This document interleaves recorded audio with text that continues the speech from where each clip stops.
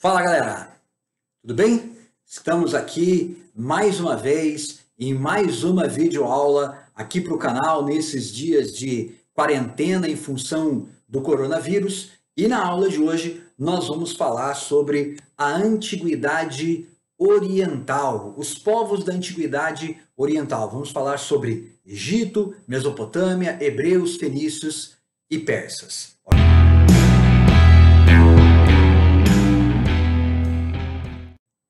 Para a gente compreender este período da nossa história, a gente precisa entender em que parte da linha do tempo esse conteúdo está. Esse conteúdo está ali no período mais antigo da nossa história, depois da pré-história, tá? Ou seja, o período da chamada Antiguidade. A Antiguidade está dividida em dois grandes períodos, a Antiguidade Clássica e a Antiguidade Oriental, tá? Depois eu vou deixar no card aqui em cima um link para você ir para o vídeo sobre introdução à história e pré-história, onde tem uma explicação bem bacana ali sobre a linha do tempo e a função da linha do tempo para o trabalho do historiador, ok? Então, vamos lá.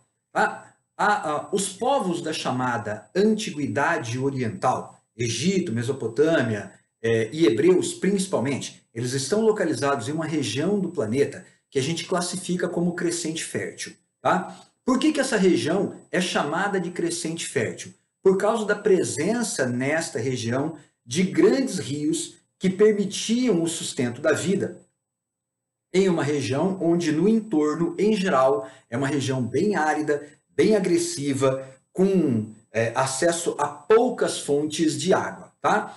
O crescente fértil ele se estende ali da África até o Oriente Médio. E ele está relacionado à presença de rios como o Rio Nilo na África, como os rios Tigre e Eufrates na Mesopotâmia e o Rio Jordão na região da Palestina, tá? Por isso essa região é chamada de crescente fértil, tá? Ela se chama crescente fértil justamente por causa da presença destes grandes rios que permitem nas suas margens a prática da agricultura e, consequentemente, o desenvolvimento do sustento da vida, certo? Destas civilizações localizadas nessa região chamada de crescente fértil, a primeira que a gente destaca é a sociedade egípcia. Os egípcios, eles estão localizados na região nordeste da África. Aliás, é ali na África em que a vida humana começa. Os primeiros hominídeos, eles surgem justamente na África e da África eles migram para o mundo todo. Por isso a gente costuma dizer que o homem é autóctone, né? O gênero humano ele é autóctone da África, porque os hominídeos de todas as outras partes do planeta migraram da África para as regiões onde se fixaram e se sedentarizaram em busca de comida no período em que nós éramos nômades, tá? E depois esta migração acaba se tornando a lógica destes hominídeos, levando à ocupação e o povoamento de todos os continentes, ok? Então, voltando ao que eu estava falando antes, o Egito está localizado ali na região nordeste da África, às margens de um rio chamado Rio Nilo.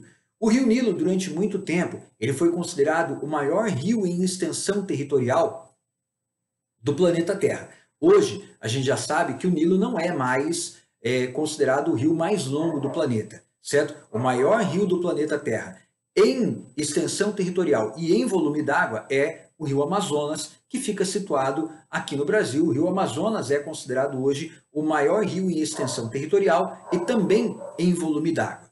Por que o Nilo é tão importante para o desenvolvimento de uma sociedade como a sociedade egípcia? O Rio Nilo, ele corta quase todo o território da África, tá? Portanto, ele é um rio territorialmente muito extenso, de fato, ainda que ele não seja o maior rio em extensão territorial, mas ele é um rio muito extenso. E fica situado em uma região onde, no entorno, existem desertos, como é o caso, por exemplo, do deserto do Saara. O que faz com que o Rio Nilo seja um oásis em uma região carente de água. A África não tem outros grandes rios, como é o caso do Brasil. O Brasil tem 13% de toda a água doce do planeta. Há vários grandes rios situados no nosso território. Na África, não há outros grandes rios a não ser o Nilo, certo? Além dele ser o único grande rio situado na África, a gente ainda tem que considerar ainda que o Rio Nilo ele tem um regime de chuvas constante. Durante 5 meses do ano, chove na cabeceira do Rio Nilo, o que faz com que o volume de água do rio aumente. Essa água extrapola a calha natural do rio e inunda as margens do rio, certo? Quando vem o período de seca, porque são 5 meses de chuva e 7 meses de seca, quando vem o período de seca, essa água do Nilo, ela desce, certo? Permitindo que peixes, algas e outros sedimentos que ficam na água possam se depositar nas margens do rio, formando um adubo natural chamado de humus, que torna a terra extremamente fértil e propícia para a prática da agricultura, certo? O que faz com que viver próximo ao Rio Nilo seja muito bom para as comunidades que ali se fixaram aí por volta de 4.000 anos antes de Cristo, certo?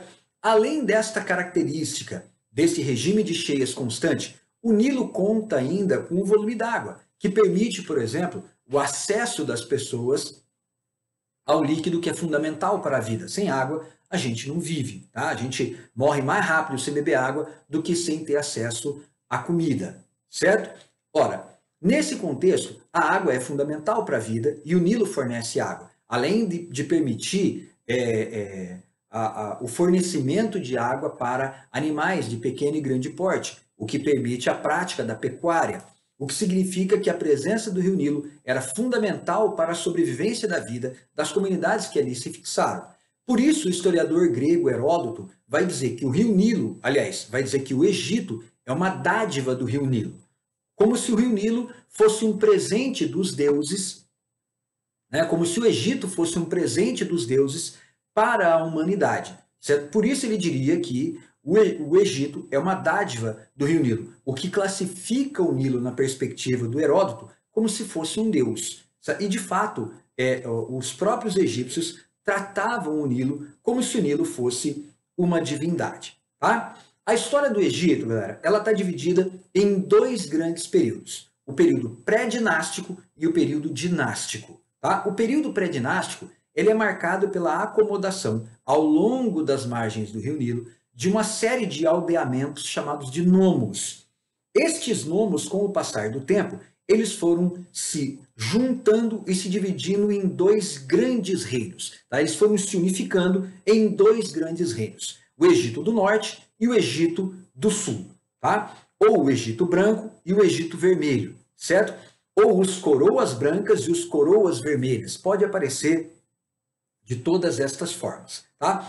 O fato é que, em dado momento da história do Egito, aí por volta do ano 3200 a.C., um dos líderes destes nomos que se fixaram ali às margens do Rio Nilo, um cidadão chamado Menés, mas que pode ser chamado também de Narmes, vai unificar as tribos do Egito, se tornando o primeiro faraó. Para demonstrar que era uma unificação e não uma submissão de uma tribo por outra, o Menés decidiu estabelecer que a coroa do faraó egípcio seria formada pelas cores branco e vermelha, em pé de igualdade, mostrando que não houve a submissão de um grupo sobre o outro, mas sim a unificação dos 2 grupos, criando um Egito só.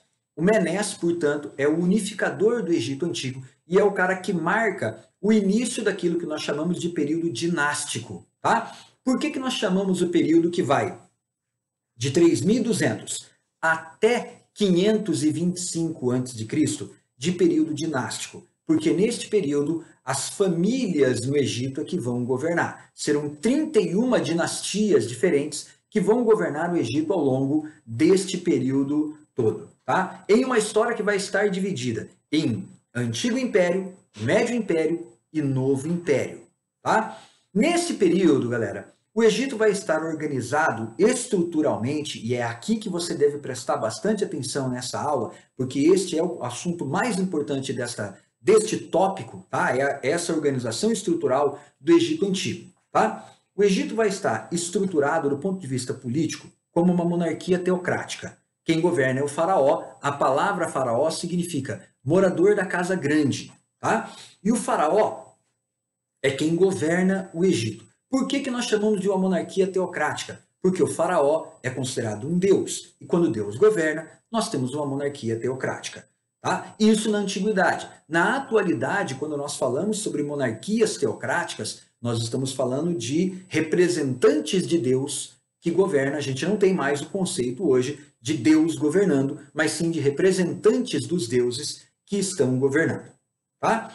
Além disso, o Egito está organizado em uma economia que é agrária, realizada às margens do rio Nilo. Por isso nós chamamos de uma economia agrária de regadio. Por que economia agrária de regadio? Porque ela depende da irrigação das margens do rio pelo próprio rio para que a agricultura seja praticada nesta região.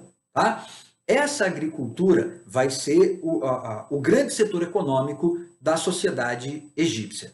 A sociedade egípcia, por sua vez, ela é uma sociedade estamental. Ela está dividida em estamentos ou ordens sociais rigidamente definidos, onde, em geral, não há mobilidade social. Nós poderíamos apontar as camadas sociais do Egito como sendo faraó, abaixo dele o sacerdote, abaixo do sacerdote os escribas, abaixo dos escribas os nomarcas, abaixo dos nomarcas os soldados e abaixo de todos nós teríamos ali os felás ou os camponeses. Tá? Como o Egito não é uma sociedade escravista, certo? O Egito vai ter períodos de escravidão, mas nunca vai ser uma sociedade escravista.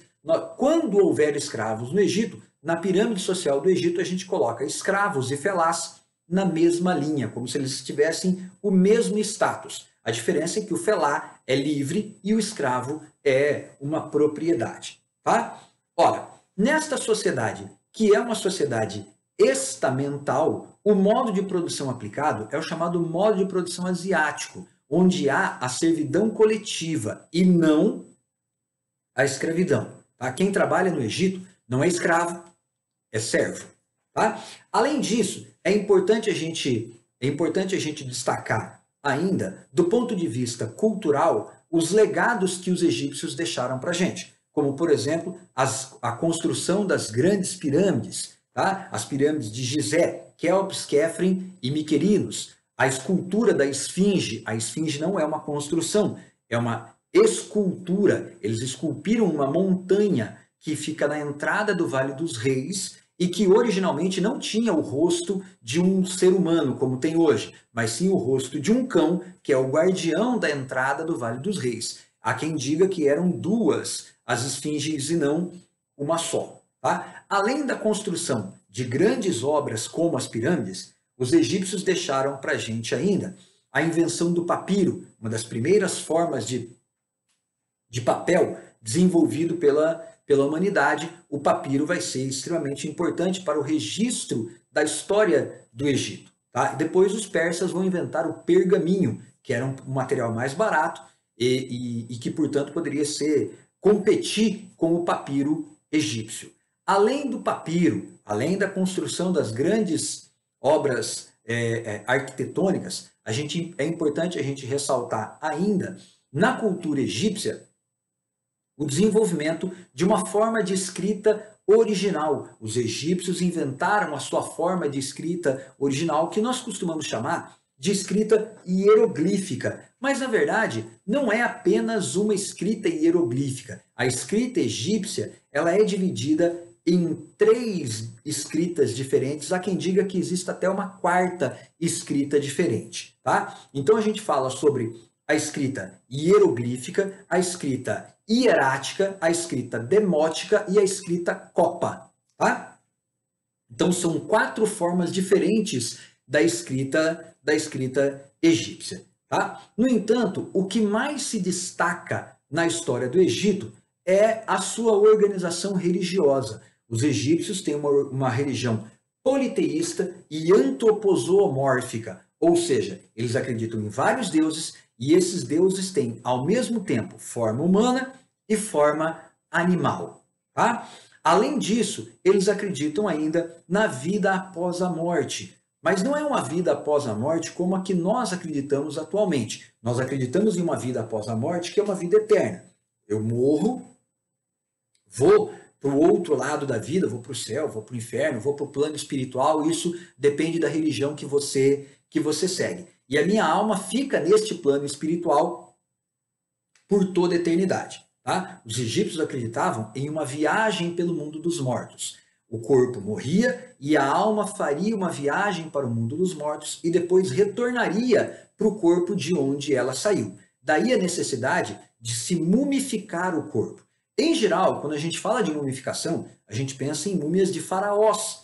No entanto, não são só os faraós que serão mumificados. Na verdade, todo mundo no Egito queria ser mumificado. Tá? Não importa se você era o faraó, se você era o porteiro do faraó, se você era o camponês. Você ia querer ser mumificado, porque a crença era que a alma faria viagem pelo mundo dos mortos e depois voltaria para o corpo. Para a alma voltar para este corpo, era necessário que ela passasse por um processo do outro lado da vida, que envolvia responder 47 perguntas depois de passar por 47 portas do outro lado da vida. Em outras palavras, ia ter o Enem depois da morte. Né? É o Enem pós-mortem.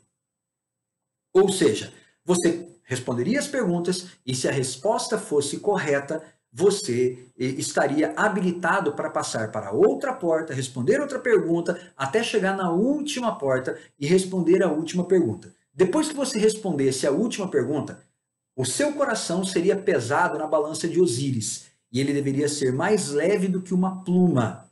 Se o seu coração fosse mais leve do que a pluma, a sua alma completaria a viagem pelo mundo dos mortos e retornaria ao corpo de onde ela saiu. Se o seu coração fosse mais pesado do que a pluma, a sua alma viraria uma alma perdida, uma alma penada, e o seu corpo teria sido destruído aqui na Terra e você nunca poderia voltar para o corpo de onde você saiu. Certo? Ora, o processo de mumificação não era um processo barato, era um processo caro. Por isso, a maior parte das múmias encontradas são as múmias de faraós, de nobres, de gente rica. Porque eram eles que podiam pagar pelo processo todo de mumificação, que envolvia a extração dos órgãos, a desidratação do corpo, o envolvimento do corpo em ataduras com resina, né, para que o corpo pudesse durar. O pobre não tinha dinheiro para pagar por todo esse processo. O pobre pagava por um processo, vamos dizer assim, meia boca, né? Uma mumificação menos completa, o que significa que o corpo durava menos. Por isso, quando são encontrados restos mortais de pessoas de camadas sociais mais baixas no Egito Antigo, isso é motivo para comemoração no campo acadêmico da historiografia, da arqueologia, tá? Porque estas múmias são mais raras, certo? Mas o fato é que eles acreditavam em uma vida após a morte, acreditavam que poderiam voltar, que o corpo poderia voltar, que a alma poderia voltar para o corpo de onde ele tinha saído, tá? Estes aspectos, galera, são os mais importantes para a gente lembrar quando a gente fala da sociedade egípcia. A gente não pode esquecer também que durante o Antigo Império foram construídas as pirâmides de Gizé. É importante a gente lembrar também que durante o Médio Império, os hebreus entram no Egito com um jovem chamado José, que entra como escravo e depois acaba se tornando o governador do Egito Antigo. É importante lembrar também que durante o Novo Império, os hebreus vão sair do Egito durante o governo do faraó Ramsés, certo? Que supostamente morreu de varíola, né? Depois eu vou deixar o card aqui em cima para a aula que eu e o professor Matheus fizemos sobre pandemias na história, e aí você vai poder ver o que a gente fala sobre a varíola lá e sobre a própria morte do faraó Ramsés, que teria morrido de varíola, tá? Depois você clica aqui no card e dá uma olhadinha nesse material. E é importante lembrar também que no Novo Império, durante o Novo Império, houve uma experiência monoteísta no Egito. O Egito, que tradicionalmente era uma sociedade politeísta, vai viver um período de monoteísmo com o faraó Amenófis IV. Tá? O Amenófis IV fez uma constatação bastante simples. Eram muitos deuses e muitos sacerdotes para estes muitos deuses. E esses muitos sacerdotes acabavam fragmentando o poder do faraó, porque o faraó não é o Deus no Egito. Ele é um Deus entre um conjunto de outros deuses, certo? Por isso, para fortalecer o seu poder político, o faraó Amenófis IV acaba suspendendo o culto politeísta. Suspendendo é modo de dizer, tá? Ele não suspende, ele proíbe o culto politeísta e introduz o culto monoteísta a um Deus único chamado Atom. O deus Atom é o deus representado pelos raios que saem do círculo solar. Tá? Ele passa a ser o único deus no Egito. Há quem diga que a introdução do monoteísmo por parte do faraó Amenófis IV é uma influência da presença dos hebreus no Egito Antigo, já que os hebreus eram monoteístas, certo? Mas o fato é que o Amenófis queria ter todo o poder nas suas mãos e ele acreditava que, para isso, ele precisava eliminar a concorrência com os sacerdotes e por isso ele introduziu o culto a um Deus único, tá? Mas em que isso o ajudava? Isso vai ajudar o Amenófis porque ele vai se tornar o único sacerdote do único Deus. E quando estava presidindo o culto religioso, o Amenófis adotava o nome de Akhenaton, filho de Atom.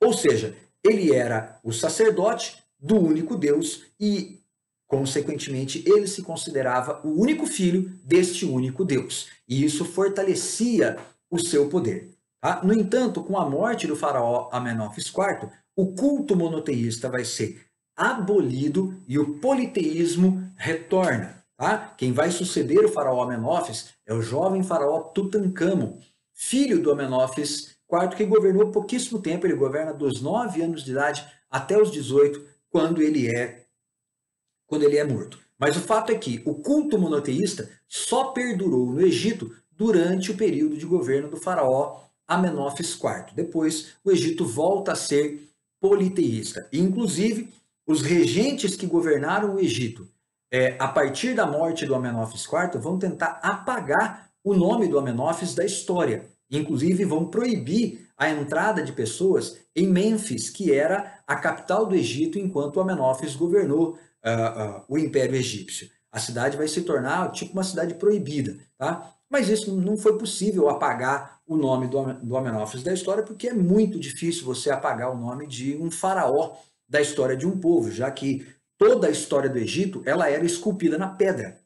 Então não foi possível apagar os registros da existência de um faraó como Amenófis IV. A título de curiosidade, e aí mais uma curiosidade legal para você poder observar, os egípcios talvez sejam a única sociedade da antiguidade que não discriminava nem mulheres, nem pessoas com deficiência. Eu vou deixar aqui em cima também depois o card para o vídeo Deficientes, a história nunca contada, que está aqui no canal, onde eu conto como as sociedades antigas lidavam com as pessoas com deficiência, para você poder ver como que os egípcios lidavam com as pessoas com deficiência.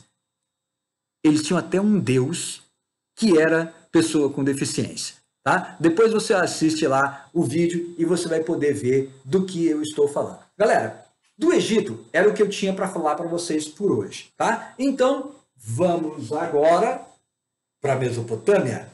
Galera, a região chamada Mesopotâmia, ficou ridícula essa voltinha que eu dei, né? Acho que eu vou tirar isso na edição. A região que nós chamamos de Mesopotâmia, na verdade, ela não é uma civilização, tá? Não há uma civilização mesopotâmica. Há uma região chamada de Mesopotâmia.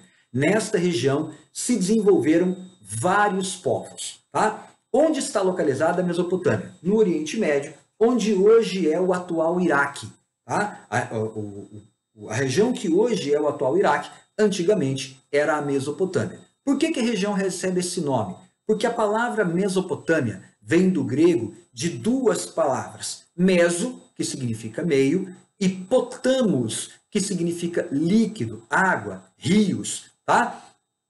Portanto, quando eu estou entre duas fontes de água, eu estou em uma Mesopotâmia, tá? Por que nós chamamos a região do Iraque de Mesopotâmia? Porque ela está entre dois grandes rios, o rio Tigre e o rio Eufrates. E é ali que esta sociedade vai se desenvolver. Tá? Curiosidade a respeito da Mesopotâmia. Tá? Quando você lê a Bíblia lá no livro de Gênesis, certo? Que é o início da história da Bíblia, o livro de Gênesis ele dá o endereço do Jardim do Éden. E o Éden estaria localizado, segundo a Bíblia, entre os rios Tigre e Eufrates, portanto, na atual Mesopotâmia, né? Naquilo que nós chamamos de Mesopotâmia. É ali na Mesopotâmia também que vai se organizar uma das formas mais antigas de organização política da humanidade, que é a organização política em sociedades, em cidades-estado. Quando a gente fala de cidades-estado, em geral, a gente acaba atribuindo a criação das cidades-estado à sociedade grega, tá? Já que é a sociedade que vai ficar mais famosa com relação a essa coisa das cidades-estado. Tá? Mas, na verdade, as cidades-estado não foram criadas na Grécia, e sim na Mesopotâmia. Tá? Por falar em Grécia, depois eu vou deixar aqui num card aqui em cima, em algum lugar vai aparecer um card com uma videoaula para a civilização grega, que você vai poder assistir depois também. Tá? Então, vamos lá. A Mesopotâmia também tem uma economia agrária, que também é realizada nas margens dos grandes rios. Só que como o regime de chuvas dos rios Tigre e Eufrates não é constante como era do Egito, não era possível que os povos da Mesopotâmia se desenvolvessem só na área agrícola. Então eles vão ter uma agricultura forte, a principal atividade econômica, mas também vão se dedicar ao comércio e ao artesanato. Tá? Também é uma sociedade onde não há escravos. Tá? Na Mesopotâmia, a organização social, a organização econômico-social também obedece ao modo de produção asiático, onde a sociedade não tem escravos. Tá? Nesse caso, a gente não pode falar de uma hierarquia social na sociedade mesopotâmica, tá? Na região da Mesopotâmia. Por quê? Porque não há uma civilização mesopotâmia. Há várias civilizações que vão se desenvolver na Mesopotâmia e cada uma delas vai ter a sua organização social específica. Então, não posso falar para você aqui de uma pirâmide social na Mesopotâmia. Tá? Ora, os mesopotâmicos também têm uma religião que é politeísta e eles atribuem a divindade às forças da natureza. Ou seja, os deuses da Mesopotâmia são associados às forças da natureza. Mas eles não têm uma crença na vida após a morte, como é o caso dos egípcios. Tá? E como legado cultural, os mesopotâmios deixaram para nós a construção dos zigurates, que são pirâmides escalonadas, talvez a principal delas seja o Jardim Suspenso da Babilônia, construído pelo rei Nabucodonosor, que eu vou falar daqui a pouquinho sobre ele com vocês. Tá? E um dos principais legados da Mesopotâmia para nós, aquilo que garantiu a sobrevivência da humanidade, aquilo que une os povos, a cerveja.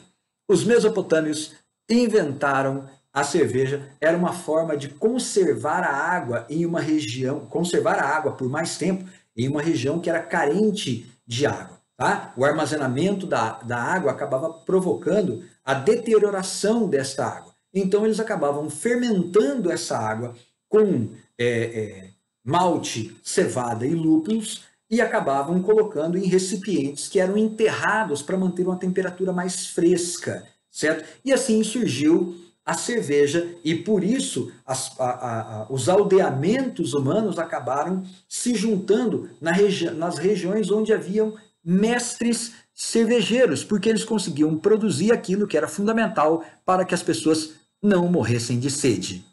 Ou seja, a humanidade existe porque existe a cerveja. Vamos lá então, galera. Olha só, dentre os povos que se desenvolveram na Mesopotâmia, a gente destaca os seguintes: os sumérios, os acádios ou amoritas, os assírios e os caldeus. Tá? Acádios ou amoritas nós podemos chamar também de primeiro império babilônico. E os caldeus nós podemos chamar também de segundo império babilônico. Tá? Vamos começar pelos sumérios. Os sumérios estão organizados em cidades-estado. O líder destas cidades-estado é chamado de patese. Ele é ao mesmo tempo rei e sacerdote. Não é, portanto, uma monarquia teocrática, porque o faraó, o governante não é considerado Deus. Tá? Eles estão organizados em cidades-estado e as principais cidades-estado da Suméria são as cidades de Ur, Uruk e Lagash. Tá? Estas são as 3 principais cidades-estado. Se você se lembrar daquele dia que você chamou o Juca, você deu aquele vomitão depois de ter comido aquela feijoada e depois você comeu aquela azeitoninha e aquela azeitoninha te fez mal, tá? E aí você deu aquele vomitão. Se você reparar, o barulho de quando você vai vomitar é bem semelhante ao nome destas 3 cidades-estado da Mesopotâmia, Ur, Uruk e Lagash. Você vai fazer Ur, Uruk e Lagash. Daí vai espalhar aquele vômito no chão, colar aquelas calabresas na parede. Tá? Se você se lembrar disso, você nunca mais vai esquecer do nome das 3 principais cidades-estado da Mesopotâmia. Tá?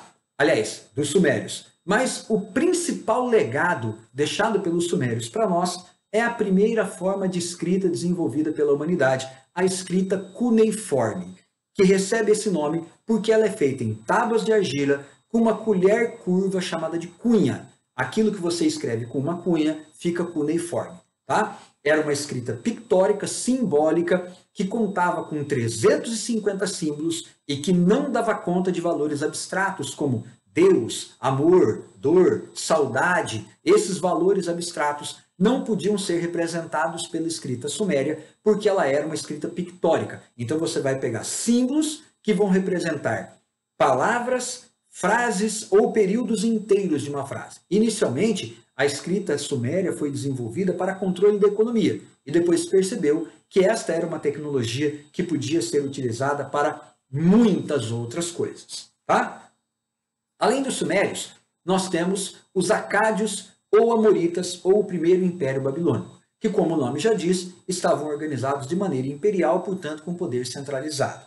O principal governante dos acádios é um rei chamado Hammurabi, e o grande legado dos acádios para nós foi a criação da primeira forma de leis escrita da humanidade, o chamado Código de Hammurabi, que é baseado em um princípio do direito consuetudinário. Tá? O direito consuetudinário é um direito baseado no costume e na tradição. Tá? A lei de Hammurabi ela é baseada na lei de Talião. Olho por olho, dente por dente, vida por vida. Tá? Esse é o princípio de Talião. E o Hammurabi vai fazer o quê? Ele vai aplicar o princípio da lei de Talião nas mais diferentes situações envolvendo a sociedade. Tá? No entanto, a leitura do Código de Hammurabi faz com que a gente acabe percebendo que ele é muito mais um código de comportamento do que propriamente uma legislação. Ele vai dizer como que o cidadão deve se comportar. E se ele se comportar de maneira diferente daquilo, ele vai receber determinada punição. Tá? Pela lei de Talião, o que deve acontecer se você fizer algo que me faça perder a vida? Eu devo perder a minha, você deve perder a sua vida também. Por quê? Vida por vida. Olho por olho, dente por dente, vida por vida. Mas aí vem aquelas situações. E o que fazer, por exemplo, com pessoas que são pegas roubando?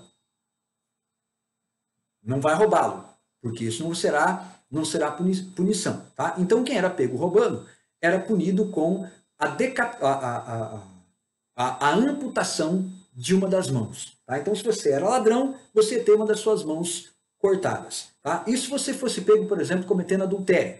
Aí a punição era diferente para homens e para mulheres. Mulheres pegas em adultério eram apedrejadas. Homens pegos em adultério eram açoitados em praça pública. Tá? Mas, de qualquer forma, o principal legado dos acádios para nós é justamente a criação desse código de leis escrita. Tá? Além dos acádios, nós temos ali os assírios, que também estão organizados como império. Tá? Os assírios são o primeiro exército organizado da história da humanidade. O primeiro exército com uma hierarquia militar é o exército dos assírios. Tá? O principal legado dos assírios para nós, além das estratégias militares, foi a preservação de uma biblioteca chamada Biblioteca de Nínive. E por que uma civilização, um povo cujo o maior destaque é ser um grupo militarizado, por que esse grupo deixaria para nós, como legado, uma biblioteca? Porque eles preservavam as bibliotecas por causa das estratégias militares que ali ficavam armazenadas, o que fazia do exército dos assírios um exército extremamente difícil de combater no campo de batalha por causa das por causa da grande quantidade de estratégias militares dominadas por eles. Tá? Além dos assírios, nós temos o segundo império babilônico, ou o império dos caldeus. Como o nome já diz, eles também estão organizados como império. Tá? Durante o período de desenvolvimento dos caldeus, nós teremos ali o chamado cativeiro da Babilônia, período de 70 anos em que os hebreus foram escravizados pelos mesopotâmicos, tá? Ou pelos caldeus, certo? Também deste período a construção da cidade de Babilônia, tá? E aparece também como legado dos caldeus a construção da Torre de Babel e dos jardins suspensos da Babilônia, que foi construído pelo rei Nabucodonosor para sua esposa, que estava com depressão, porque ela vivia na Núbia e foi trazida para viver na Mesopotâmia, uma região bem agreste, bem difícil. E aí, para salvá-la da depressão, ele acabou construindo o jardim suspenso para ela, com árvores que foram trazidas da Núbia. Tá? Depois de ter perguntado para ela o que ela queria para que ela não o abandonasse. E ela disse para ele: traga a Núbia para mim. Por isso eu digo, nunca faça essa pergunta para uma mulher. Vai custar caro. Né? Ele construiu o jardim, certo? Como ele tinha pressa, ele mandou que fossem trazidas árvores inteiras da Núbia para serem plantadas ali no jardim. E depois do jardim pronto, ele entregou o jardim para ela e ela traiu ele no jardim com o arquiteto que construiu o jardim a mando dele. Ele mandou matar a esposa e o arquiteto ele deixou vivo, porque o cara fez uma construção muito, muito legal. Galera, para fechar essa aula de hoje, fenícios, persas e hebreus, nós estamos terminando o conteúdo de Antiguidade Oriental, tá? Então vamos lá. Os fenícios eles vão estar localizados na região onde é a atual Síria e parte da Líbia, tá? Síria e parte da Líbia é o território onde originalmente os fenícios se organizaram. Essa é uma região de solo pouco fértil, portanto a prática da agricultura nessa região é extremamente difícil. Por isso os fenícios vão acabar se destacando pelo comércio marítimo. Eles compravam mercadorias em uma região e revendiam em outra, e nesse caminho eles desenvolveram várias rotas comerciais e desenvolveram contatos com vários povos situados ao longo do território do Oriente Médio, da África e da Europa. Ou seja, os fenícios eram os grandes comerciantes da antiguidade. Além disso, eles comercializavam vidros e tecidos de cor avermelhada que eram tingidos com o suco gástrico de um molusco que nasce no Mar Vermelho, o que tornava esse produto extremamente valorizado, porque era um pigmento de tinta difícil de ser conseguido, o que dava muito lucro para os fenícios. Mas não eram só esses vidros e tecidos avermelhados que eles comercializavam. Na verdade, os fenícios comercializavam qualquer coisa. Tudo que você conseguisse colocar preço, os fenícios conseguiam vender. Nesta lógica de comercializar mercadorias ao longo do mundo, os fenícios fundaram várias colônias, algumas delas que existem até hoje. Cartago, Cádiz, Málaga, Palermo, foram todas colônias fundadas pelos fenícios como entrepostos comerciais para a distribuição das mercadorias que os fenícios comercializavam pelo mundo. Depois a cidade de Cartago vai se tornar uma cidade tão importante que ela vai rivalizar com Roma pelo controle do mar Mediterrâneo num evento chamado Guerras Púnicas, que os romanos acabaram vencendo, mas que eu vou falar para vocês em um outro vídeo. Este vídeo não é para isso, tá? Qual o principal legado dos fenícios deixado para nós? Não foi a navegação e não foi o comércio. O principal legado deixado pelos fenícios foi o alfabeto fonético. Esse alfabeto que nós utilizamos hoje, tá? Eles vão desenvolver um código de escrita que era facilmente aprendido pelas pessoas tá? E facilmente difundido pelo mundo, porque ele se adaptava a qualquer língua em qualquer parte do mundo, já que ele é um alfabeto fonético, ou seja, os caracteres representam sons que você consegue reproduzir. E isso permite que a escrita fenícia se adaptasse a qualquer língua falada no mundo. Portanto, os fenícios desenvolveram talvez a maior tecnologia de comunicação da história da humanidade, que nós utilizamos ainda hoje quando nos comunicamos de forma escrita. Obviamente, essa escrita sofreu alterações e adaptações ao longo do tempo, tá? Mas ela ainda é a tecnologia inventada pelos fenícios lá na antiguidade, tá? E diferente da escrita suméria, por exemplo, que não conseguia dar conta de valores abstratos, a escrita fenícia ela conseguia representar sentimentos abstratos como amor, dor, saudade, ou valores metafísicos como alma, Deus, espírito, coisas desse tipo. E esse é o maior legado deixado pelos fenícios para nós. Chegamos então ao Império Persa. Os persas, galera, eles estão localizados na região onde, antigamente, né, na antiguidade, eles estavam localizados na região onde hoje é o atual Irã.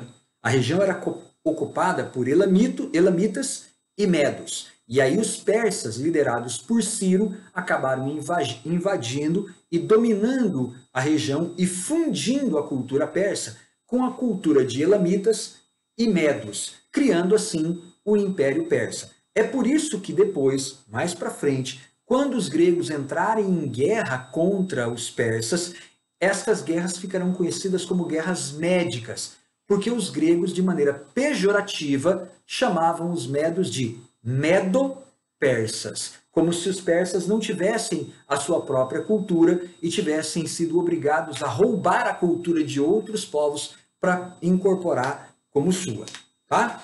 Ora, apesar do Ciro ser o fundador do Império Persa, o principal imperador persa foi o imperador Dário. Dário é, portanto, o principal imperador persa. É ele o responsável pela maior expansão territorial do Império Persa. É ele o responsável pelo estabelecimento da primeira moeda de circulação nacional dentro de um território. Tá? O imperador Dário vai estabelecer uma moeda chamada dárico. Nada podia ser comprado e vendido dentro do Império Persa se não fosse comercializado, se o preço não fosse pago em dárico. É também o Dário que vai criar uma rede de estradas protegidas e pedagiadas dentro do Império Persa, o que permitia que os comerciantes circulassem dentro do Império Persa com toda a segurança, desde que pagassem o pedágio. Dário também vai estabelecer que era crime de lesa majestade interromper o trânsito de mensageiros a mando do imperador. E vai dividir o império em 300 partes, chamadas de satrápias. Estas satrápias eram regiões administrativas, que eram, portanto, administradas por um satrapa que respondia diretamente ao imperador. O satrapa era responsável por aplicar a justiça, por cobrar os impostos e por aplicar os investimentos feitos pelo Estado dentro do Império Persa. Tá? Eram eles, os satrapas, os responsáveis, por exemplo, por controlar a circulação do dárico, a moeda criada pelo Dário. Essa moeda tinha uma dupla função. Além de facilitar a comercialização, ela também facilitava o controle do Estado sobre a circulação de mercadorias dentro do Império. Fatalmente, controlava-se também a arrecadação dos impostos, dos tributos estabelecidos pelo imperador. Tá? Há ainda uma função de marketing dentro da utilização do dárico, porque na moeda havia, de um lado, o valor da moeda e do outro, o perfil do rosto do imperador, o que fazia com que o Dário fosse um imperador conhecido praticamente em toda a extensão territorial do Império Persa. Os persas tinham ainda, por hábito, não escravizar os povos que eram conquistados. Ao contrário disso, eles anexavam as regiões e estabeleciam tributos que estes povos precisavam pagar. Os povos que pagassem os tributos eram incorporados ao Império Persa e eram tratados como cidadãos da Pérsia. Caso contrário, aí sim enfrentavam as consequências de uma guerra contra a Pérsia. E é por isso, por estas medidas, que o imperador Dário é considerado o imperador mais importante do Império Persa. Tá? O último imperador persa, o imperador da decadência, não o último necessariamente, mas o último imperador importante da Pérsia é o imperador Xerxes. Xerxes é o imperador retratado no filme 300 de Esparta e que foi vivido pelo ator brasileiro Rodrigo Santoro. O Xerxes é o imperador da decadência porque quando ele assume o Império Persa, a Pérsia tinha um número gigantesco de soldados, mas já não tinha a força que anteriormente havia tido. E é Xerxes que está no comando do Império Persa quando os persas serão derrotados definitivamente nas guerras médicas contra os gregos. Ok?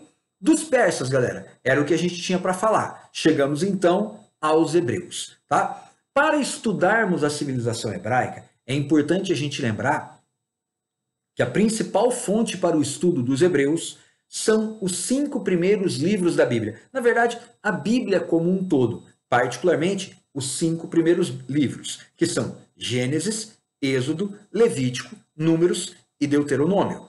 Mas ainda há como fontes para o estudo da história dos hebreus, a gente ainda pode utilizar os 2 livros de Reis, os 2 livros de Samuel e os 2 livros de Crônicas. A Bíblia é um livro dividido em conjunto de livros, tá? São 66 livros que estarão divididos em livros históricos, em livros proféticos, em livros evangelísticos e no livro de Revelações. No Velho Testamento, nós temos como livros históricos Gênesis, Êxodo, Levítico, Números, Deuteronômio, Crônicas, Juízes, Reis e Samuel. São, portanto, 9 livros históricos no Velho Testamento. Os outros livros do Velho Testamento são classificados como livros proféticos ou de sabedorias. É o caso, por exemplo, do livro de Salmos e do livro de Eclesiastes. No Novo Testamento, nós temos os livros evangelísticos, Mateus, Marcos, Lucas e João. Nós temos os livros de cartas evangélicas, que são os livros do apóstolo Paulo, né? E do próprio apóstolo João. E nós temos um livro histórico, o livro Atos dos Apóstolos, escrito pelo apóstolo Lucas. E nós temos o Apocalipse, que é um livro de revelações. Tá? Mas a Bíblia é, no final das contas, a principal fonte para o estudo da história do povo hebreu. Tá? A história dos hebreus ela vai se desenvolver na região que nós chamamos hoje de Palestina, onde hoje se localiza o Estado de Israel, criado em 1948 pela ONU por causa das atrocidades cometidas contra os judeus durante a Segunda Guerra Mundial. Tá? A região que hoje nós chamamos de Palestina é originalmente a região em que os hebreus se desenvolveram. Na verdade, os hebreus surgem na Mesopotâmia, na cidade de Ur, com um cidadão chamado Abrão, que depois vai ter o seu nome modificado para Abraão. Tá? Abrão é, portanto, o primeiro hebreu. Ele era casado com uma meia-irmã dele, chamada Sara, e a partir deles vai se desenvolver toda a população hebraica, toda a civilização hebraica. A história dos hebreus ela está dividida em 3 grandes períodos históricos: patriarcas, juízes e reis. Em patriarcas, a gente estuda a história de líderes hebraicos como Abraão, Isaac, Jacó, José, Moisés e Josué. José, por exemplo, é o cidadão com quem os hebreus entraram no Egito. Moisés é aquele que tirou os hebreus do Egito. Tá? Abraão é considerado o primeiro grande líder dos hebreus, é o pai dos hebreus. Isaac, filho de Abraão, Jacó, filho de Isaac, e Jacó vai entrar para a história dos hebreus com o nome de Israel, e ele vai ter 12 filhos com 4 mulheres diferentes, e estes 12 filhos vão dar origem às 12 tribos de Israel, que depois vão se dividir em dois conjuntos, tá? Judá e Benjamim de um lado e as outras 10 tribos de outro, dando origem ao conjunto completo do povo hebreu, tá? Na fase de juízes, a gente estuda a história, por exemplo, de Sansão, Gedeão, Ruth, que foram juízes entre os hebreus. E na fase de reis, a gente estuda a história de vários reis dos hebreus, mas particularmente a história de 3, Saul, Davi e Salomão. Em geral, quando se fala dos reis hebreus, muita gente confunde e acredita que Davi é o primeiro rei. Na verdade, Davi é o principal rei dos hebreus. Mas o primeiro rei é Saul, escolhido por Deus, porque o povo de Israel, segundo a fonte histórica que é a Bíblia, havia clamado ao profeta Samuel que ele, Samuel, se tornasse rei dos hebreus. E o profeta buscou a Deus, orou e Deus disse para ele: eu vou escolher um rei entre o povo de Israel. Mas quando eu escolher esse rei, tudo em Israel será do rei. Casas, terras, cabeças de gado, até as vidas dos homens em Israel pertencerão ao rei. E o escolhido foi Saul. Só que Saul foi escolhido como rei porque era um homem humilde, porque era um homem obediente, porque era um homem respeitoso, e quando ganhou o poder acabou se corrompendo e se tornando um rei extremamente duro, cruel e que em muitos momentos quis inclusive cumprir funções que não eram dele e sim do sacerdote. E aí Deus, segundo a Bíblia, tirou o poder dele e entregou a Davi, que vai se tornar o principal rei de Israel. Tá? Depois de Davi, vem Salomão, que vai ser considerado o rei mais sábio de Israel. Filho de Davi, Salomão, ao ser escolhido como rei, vai pedir para que Deus dê para ele sabedoria para governar. E aí Deus, agradando-se do pedido feito, vai colocar para Salomão o seguinte: porque você me pediu sabedoria, e sabedoria é algo que eu te dou de graça, eu vou te dar todas as outras coisas. E Salomão vai entrar para a história como o mais sábio e o mais rico de todos os reis de Israel.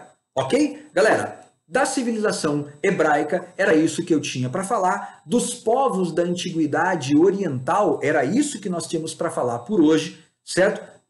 Eu vou ficando por aqui e eu vou pedir para você, desde já, se você ainda não é inscrito no canal, aproveita e se inscreve. Ativa o sininho para você receber as notificações sempre que eu colocar um vídeo novo por aqui. Se você gostou desse vídeo, se ele te ajudou, compartilhe esse vídeo com os amigos. E se você ficou com alguma dúvida, quer fazer alguma pergunta, deixa aqui embaixo nos comentários que depois eu respondo para você. Eu sou o professor Daniel, você está no canal Tô Vendo Tudo e eu vejo você no próximo vídeo. Tchau!